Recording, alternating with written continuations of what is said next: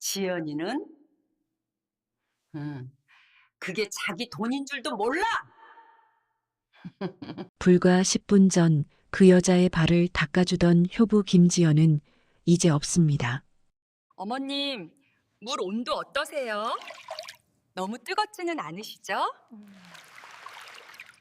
수백 명의 하객이 지켜보는 가운데 진행되는 칠순 기념 세족식.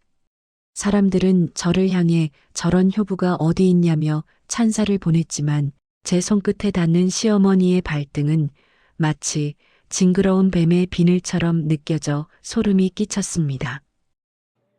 그래, 애쓰다, 지연아. 너도 이제 그만 일어나거라. 어머님이 제 어깨를 토닥이며 속삭였습니다. 하지만 그녀의 귓가로 다가간 순간, 야, 똑바로 해라. 니네 집 망하고 길거리에 나 앉을 뻔한 거 내가 걷어준 은혜. 너는 평생 갚아도 모자란 거 알지? 인자했던 그녀의 눈빛은 순식간에 독사처럼 변했습니다. 잠시 후 저는 잠시 숨을 돌리기 위해 화장실로 향했습니다. 그런데 복도 끝에서 익숙한 목소리가 들려왔습니다. 시어머니였습니다. 그녀는 지인 한 명과 함께 화장실 거울 앞에서 화장을 고치고 있더군요. 저는 본능적으로 근처 칸막이 안으로 몸을 숨겼습니다.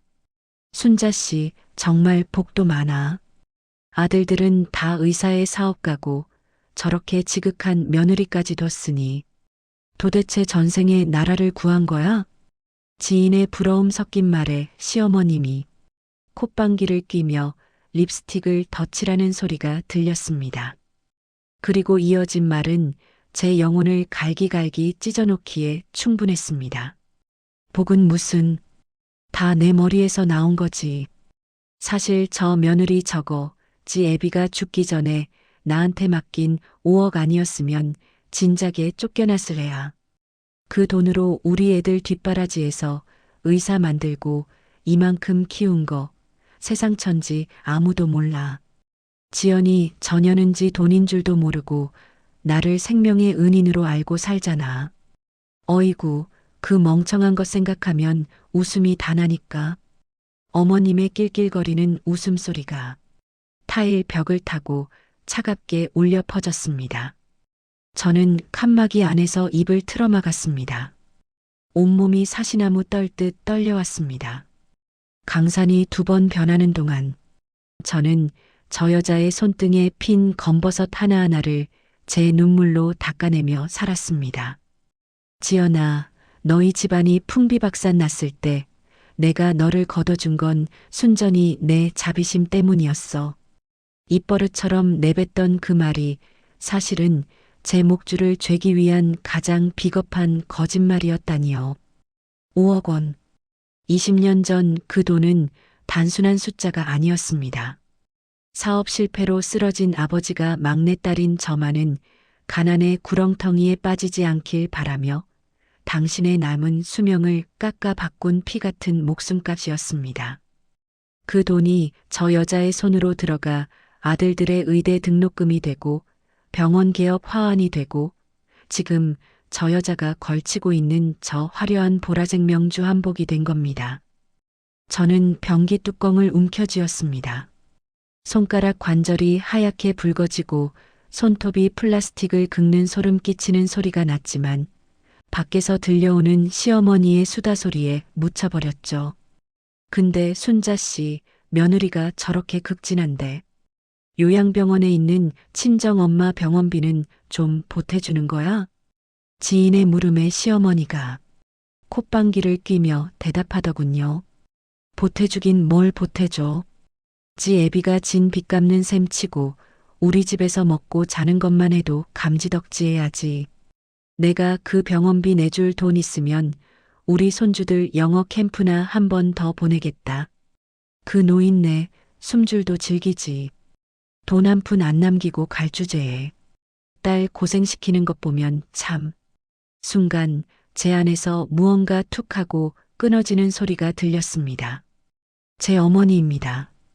지금 이 순간에도 낡은 요양병원 침대에서 가래 끓는 소리를 내며 저만 기다리고 계신, 평생 고생만 하다 정신마저 놓아버린 제 어머니를 저 여자는 지금 숨줄 질긴 노인네라고 불렀습니다. 눈물이 핑 돌았지만 저는 이를 악물고 눈을 부릅떴습니다. 여기서 울면 지는 겁니다. 복수는 눈물로 하는 게 아니라 얼음처럼 차가운 이성으로 하는 것이니까요. 화장실 문이 열리고 시어머니와 지인이 나가는 소리가 들렸습니다. 잠시 후 정적이 찾아왔을 때 저는 칸막이 문을 열고 나왔습니다. 거울 속에 비친 제 모습은 낯설었습니다. 한복을 곱게 차려입은 효부의 모습이었지만 눈동자에는 검은 불꽃이 일렁이고 있었죠. 저는 세면대 물을 틀고 손을 씻었습니다. 시어머니의 발을 만졌던 그 감촉을 씻어내고 싶어 살점이 벌개질 때까지 비누칠을 했습니다. 그리고 거울 옆에 놓인 티슈로 손을 닦으며 조용히 응조렸습니다. 아버지, 엄마, 조금만 기다려요. 오늘 저 여자가 가장 높이 올라간 그 순간에 제가 직접 바닥으로 끌어내려 드릴게요. 연회장으로 돌아가는 길, 복도 곳곳에는 시어머니의 미담이 적힌 큰 홍보판들이 줄지어 서 있었습니다. 나눔을 실천하는 어머니, 자식 교육의 귀감.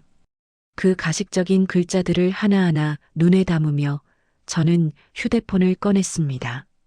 연회장 입구에서 대기 중이던 행사기획사 팀장과 눈이 마주쳤습니다. 그는 제 표정을 읽었는지 비장한 얼굴로 고개를 끄덕였습니다. 그는 제가 건넨 진짜 자료들이 무엇인지 이미 알고 있는 유일한 조력자였습니다. 팀장님, 이제 시작하죠. 제 말에 팀장이 무전기에 대고 명령을 내렸습니다. 1번 카메라, 무대 집중하고 3분 뒤 오프닝 영상 바꿉니다. 지연 씨가 신호 주면 바로 큐. 저는 다시 연회장 안으로 들어갔습니다. 문이 열리자마자 쏟아지는 화려한 조명과 웃음소리. 저는 다시 가면을 썼습니다. 시어머니의 곁으로 다가가자 그녀는 마치 하녀를 부리듯 제 손에 빈 와인 잔을 쥐어주었습니다. 예, 지연아. 너 어디 갔다 이제 오니? 손님들 술 비웠잖니? 얼른 돌면서 인사드려. 시어머니의 명령에 저는 공손히 허리를 숙였습니다. 네, 어머니. 안 그래도 아주 특별한 인사를 준비했으니 걱정 마세요. 저는 와인 잔을 든 채 하객들 사이를 돌기 시작했습니다. 하지만 제 시선은 시종일관 연회장 정중앙의 대형 스크린을 향하고 있었죠. 이제 곧 저 스크린 위로 박순자라는 여자의 가증스러운 70년 생애가 피눈물로 기록된 진실의 역사로 뒤바뀔 것입니다. 시계 바늘이 정확히 행사 시작 시간을 가리켰습니다. 저는 멀리서 팀장에게 짧게 고개를 끄덕였습니다. 준비됐어요. 제가 드린 파일 지금 바로 틀어주세요. 자, 이제 박순자 여사님의 칠순을 축하하며 자녀분들이 정성껏 준비한 인생 헌정 영상 상영이 있겠습니다. 사회자의 우렁찬 목소리와 함께 연회장의 조명이 서서히 꺼졌습니다. 수백 명의 하객이 일제히 정면의 대형 스크린을 주목했죠. 제 곁에 앉은 시어머니는 한껏 우아한 척 허리를 꼿꼿이 펴고 감동할 준비를 하고 있었습니다. 어둠 속에서도 그 여자가 쥔 와인 잔은 유독 반짝이고 있었습니다. 영상의 시작은 평범했습니다. 시어머니의 젊은 시절, 빛바랜 사진들이 잔잔한 클래식 음악과 함께 흘러나왔습니다. 홀로 아들 셋을 번듯하게 키워낸 위대한 어머니라는 자막이 흐를 때 그 여자는 손수건을 꺼내 눈가를 훔치는 신용까지 하더군요. 하객들 사이에서 역시 대단해, 진정한 어머니상이야라는 탄식이 터져나왔습니다. 하지만 그 순간 음악이 기괴한 불협화음을 내며 멈췄습니다. 스크린에는 아름다운 가족사진 대신 누렇게 빛바랜 종이 한 장이 화면 가득 박혔습니다. 20년 전 우리 아버지가 돌아가시기 직전 남기신 5억 원 수령 확인서였습니다. 그 위에는 박순자의 지장과 도장이 선명하게 찍혀 있었죠. 저게 뭐야? 장부 아냐? 5억? 20년 전에 5억이면 지금 가치가 대체 얼마야? 연회장이 술렁이기 시작했습니다. 시어머니의 얼굴이 순식간에 흑빛으로 변했습니다. 그 여자는 당황한 듯 저를 돌아보며 낮게 으르렁거렸습니다. 야, 김지연. 저게 왜 나와? 당장 안 꺼. 저는 당황한 척 마이크를 잡았습니다. 목소리는 떨렸지만 입가에는 아무도 보지 못하는 미소를 띠고 있었죠. 어머님, 진정하세요. 제가 어머님이 얼마나 힘들게 우리를 키우셨는지 보여드리려고 준비한 거예요. 그 돈, 우리 친정아버지가 어머님 믿고 맡기셨던 그 귀한 목숨값이잖아요. 그 돈이 없었으면 우리 남편이랑 아주버님들 공부시키고 병원 차릴 자금 어떻게 마련했겠어요? 어머님이 그 돈을 얼마나 알뜰하게 쓰셨는지 다 같이 감동하자는 자리예요. 제 목소리가 스피커를 타고 연회장에 쩌렁쩌렁하게 울렸습니다. 시어머니는 이성을 잃은 듯 제 팔을 낚아채 쥐어뜯었습니다. 명주 한복 위로 그 여자의 날카로운 손톱이 파고들었지만 저는 미동도 하지 않았습니다. 다음 화면은 더 가관이었습니다. 제가 팀장과 함께 복원해낸 그 여자의 비밀 가계부가 슬라이드로 넘어갔습니다. 지연이네 집 잔금 1억 횡령, 지연이 결혼 예물 처분 큰아들 외제차 구입비, 구체적인 날짜와 금액, 그리고 그 돈이 누구의 주머니로 들어갔는지가 낱낱이 공개되었습니다. 앞줄에 앉아있던 의사 아주버님들은 머리를 감싸쥐며 고개를 숙였습니다. 큰형님과 작은형님은 경악하며 시어머니를 쳐다보았고 하객들은 약속이라도 한 듯 휴대폰을 꺼내 이 광경을 찍기 시작했습니다. 다 가짜야. 저거 조작이라고. 당장 저 영상 꺼. 시어머니가 비명을 지르며 스크린 쪽으로 달려가려 했습니다. 하지만 저는 그 여자의 앞을 막아서며 휴대폰을 높이 치켜들었습니다. 어머니, 아직 하이라이트는 시작도 안 했는데요. 조작인지 아닌지 어머니 목소리로 직접 확인해 보세요. 제가 버튼을 누르자 연회장 천장에 설치된 서라운드 스피커를 통해 조금 전 화장실에서의 대화가 터져 나왔습니다. 복은 무슨, 다 내 머리에서 나온 거지. 사실 저 며느리 저거, 지 애비가 죽기 전에 나한테 맡긴 5억 아니었으면 진작에 쫓겨났을 애야. 연회장은 찬물을 끼얹은 듯 정적이 흘렀습니다. 이어지는 숨줄도 질긴 노인네라는 차마 입에 담기 힘든 말들이 쏟아지자 하객들은 비명을 지르듯 입을 막았습니다. 저는 그 여자의 귓가에 입술을 바짝 대고 아까 그 여자가 저에게 했던 것과 똑같은 자세로 속삭였습니다. 어머니, 물 온도는 이제 좀 어떠세요? 제 마음은 20년 동안 이것보다 훨씬 더 뜨거운 불지옥이었거든요. 시어머니의 손에 들려있던 와인 잔이 바닥으로 떨어지며 날카로운 소리를 냈습니다. 챙그랑. 그 소리와 함께 연회장은 완전히 침묵에 잠겼습니다. 와인 잔이 박살나며 튀어오른 붉은 액체가 시어머니의 보라색 명주 한복 자락을 얼룩덜룩하게 적셨습니다. 그 모습이 마치 사방으로 터진 피처럼 기괴해 보였죠. 연회장의 그 화려했던 공기는 단 1초 만에 썩은 물처럼 가라앉았습니다. 어머니, 이게 정말 사실이에요? 우리 병원 개업 자금이 막내 재수 씨네 친정 목숨값이었냐고요. 가장 먼저 침묵을 깬 건 큰아주버님이었습니다. 평소 점잖은 체하며 재수 씨 덕분에 우리 애들 잘 크네라며 선심 쓰듯 말하던 그 사람이었습니다. 그는 의사로서 쌓아온 권위가 하객들의 수군거림 속에 난도질 당하는 것을 견디지 못하는 듯 볼품없이 입술을 파르르 떨었습니다. 그 옆에서 저를 투명인간 취급하던 큰형님은 기절할 듯한 표정으로 시어머니를 쳐다보았습니다. 어머니, 말씀 좀 해보세요. 저게 다 조작이라면서요. 큰형님의 목소리에 섞인 것은 배신감이 아니라 자신의 안위가 무너질까봐 두려워하는 비겁함이었습니다. 아니야, 다 조작이라니까. 너희 엄마를 못 믿어? 전현이 지금 우리 집안 망하게 하려고 작정을 한 거야. 시어머니는 바닥에 주저앉은 채로도 포기하지 않고 비명을 질렀습니다. 쭈글쭈글한 손으로 제 한복 치맛자락을 붙들며 짐승 같은 소리를 내뱉었죠. 하지만 이미 하객들은 등을 돌리고 있었습니다. 세상에, 남의 집 피눈물을 짜서 자식들 의사를 만들었네. 저 얼굴로 어떻게 봉사활동을 다녔대? 사방에서 쏟아지는 비수 같은 말들이 그 여자의 머리 위로 쏟아졌습니다. 저는 천천히 그 여자의 손을 한 손가락씩 떼어냈습니다. 그리고는 품 안에서 낡은 서류 뭉치 하나를 꺼내 그 여자의 발치에 툭 던졌습니다. 어머니, 이거 어머니가 직접 사인하신 아파트 담보대출 서류예요. 기억 안 나세요?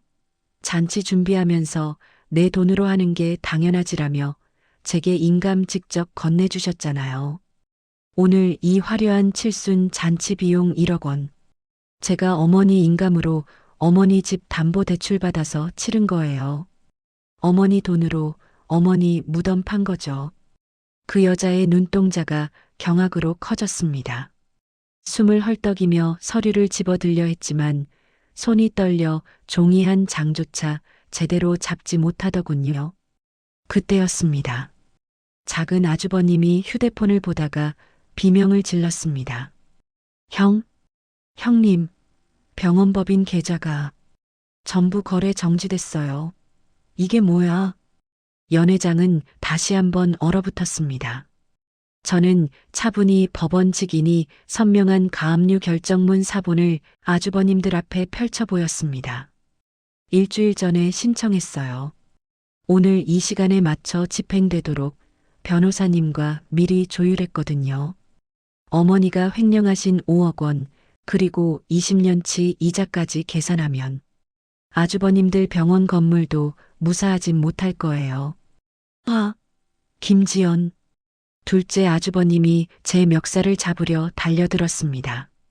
평소 어머니의 가스라이팅에 속아 우리 엄마 같은 분 없다고 입버릇처럼 말하던 제 남편이 그때 제 앞을 가로막았습니다. 남편의 눈은 이미 붉게 충혈되어 있었습니다. 그동안 마음 한구석에 쌓여있던 기묘한 의문들, 왜 처가 식구들은 한 명도 남지 않았는지, 왜 아내는 친정엄마 병원비조차 눈치를 봐야 했는지 그 모든 의문이 한순간에 폭발하는 게 보였습니다. 남편은 형의 손을 거칠게 뿌리치며 어머니를 향해 절규했습니다.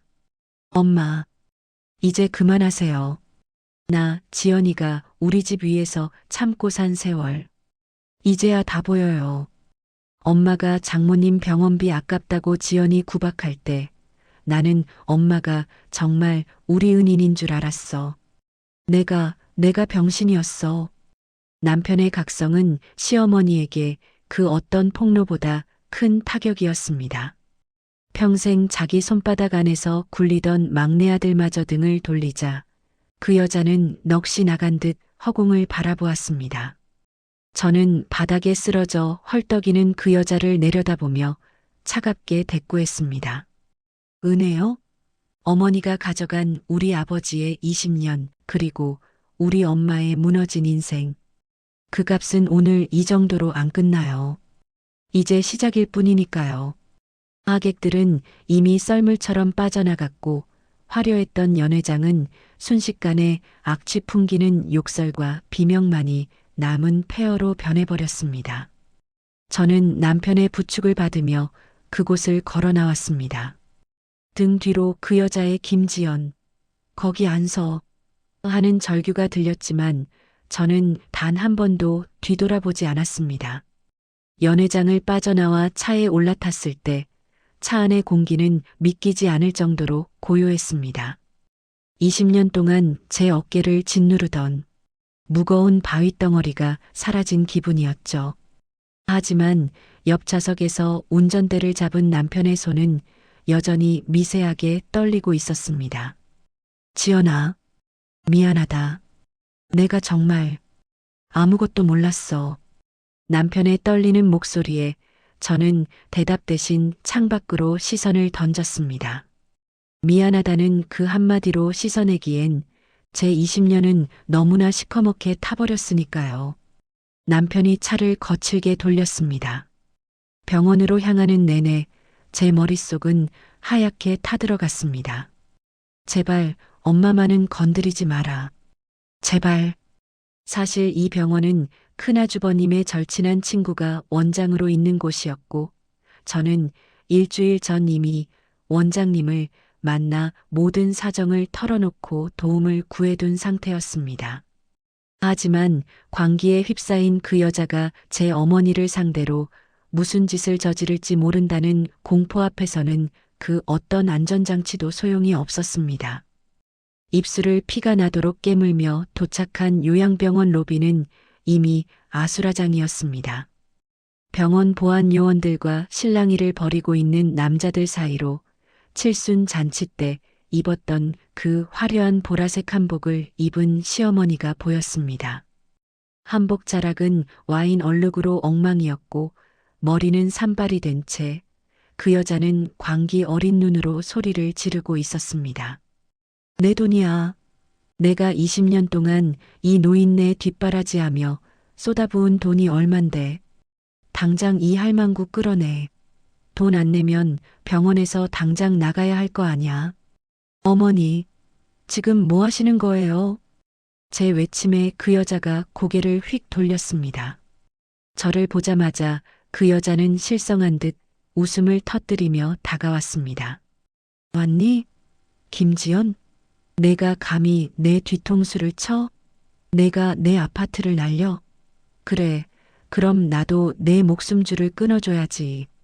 이 병원비 다 내 통장에서 나갔던 거 알지?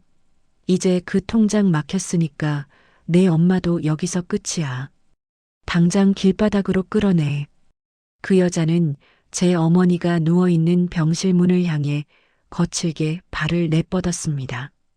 저는 온몸을 던져 문 앞을 막아섰습니다.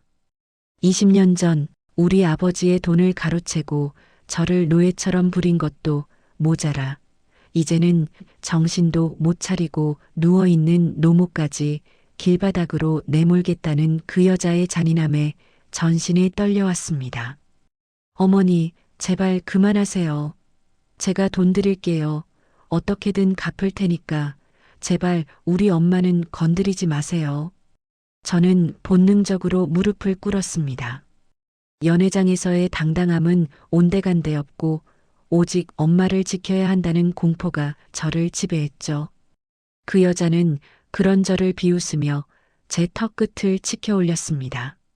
이제야 빌어먹을 며느리 꼴이 나오는구나. 늦었어. 내가 망친 내 아들들 인생, 내 아파트, 내 엄마 목숨으로라도 갚아야지. 남편이 급히 달려와 그 여자를 가로막으려 했지만 시어머니가 데려온 장정들이 그를 거칠게 밀쳐냈습니다. 남편은 평생 처음으로 제 어머니의 광기 어린 얼굴 앞에서 아무런 힘도 쓰지 못하는 처참하게 무력한 표정을 짓고 있었습니다. 시어머니의 고함이 병원 복도를 찢어발겼습니다. 저는 바닥에 엎드려 차가운 타일 바닥을 손톱으로 긁었습니다.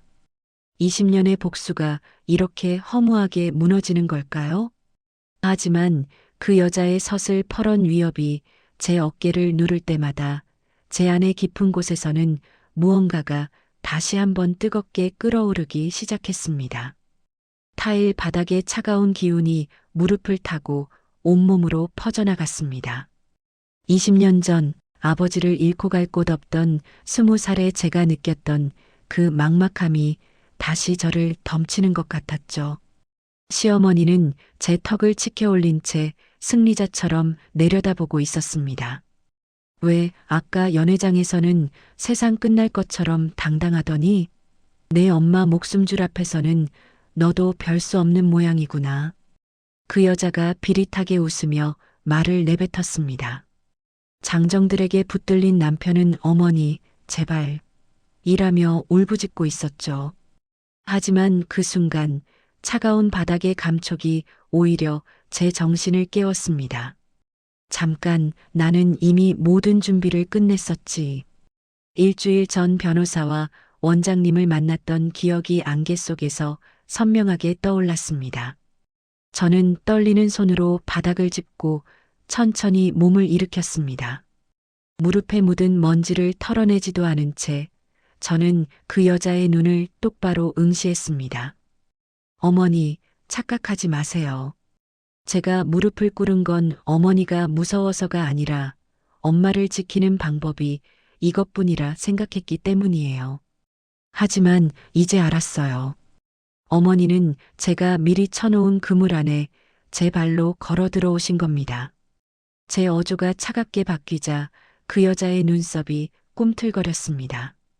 어머니가 지금 부리고 계신 이 남자들, 그리고 병원 업무 방해, 이거 전부 다 기록되고 있어요.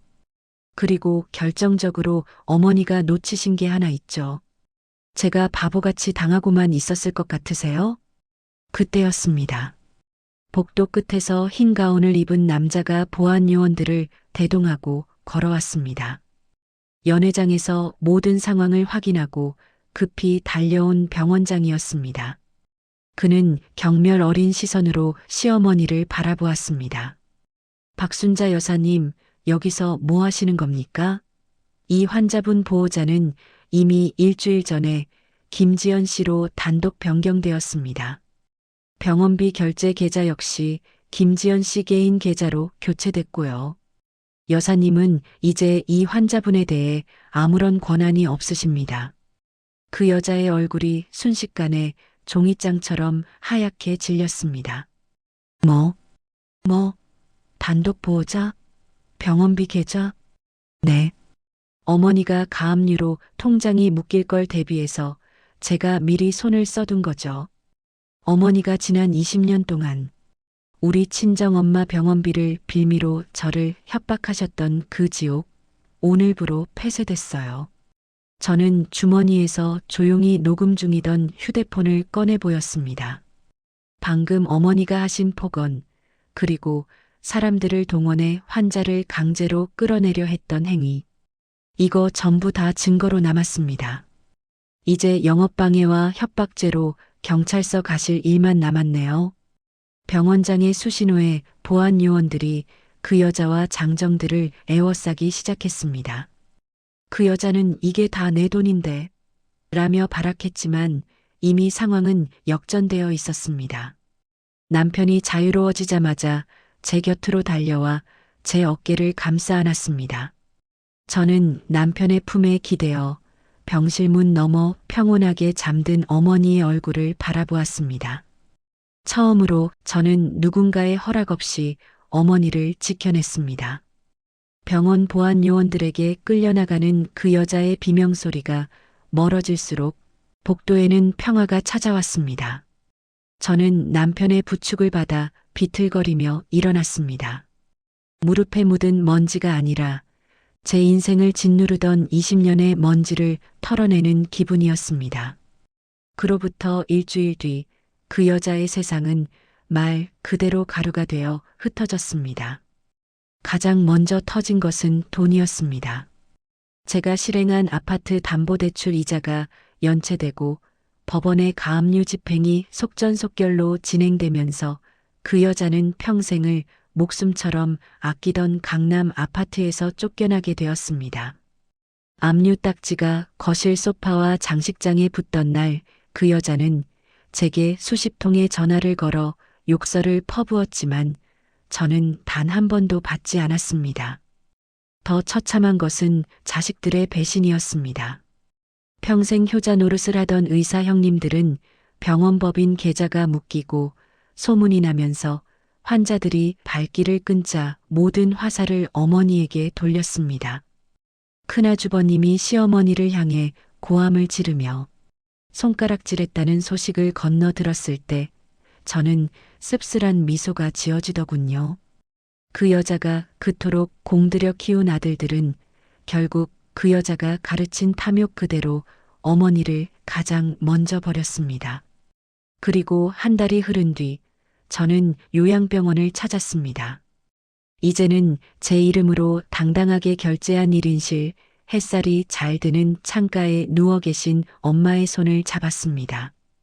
엄마는 여전히 말씀은 못하시지만 제 손을 잡으면 아주 미세하게 힘을 주시곤 합니다.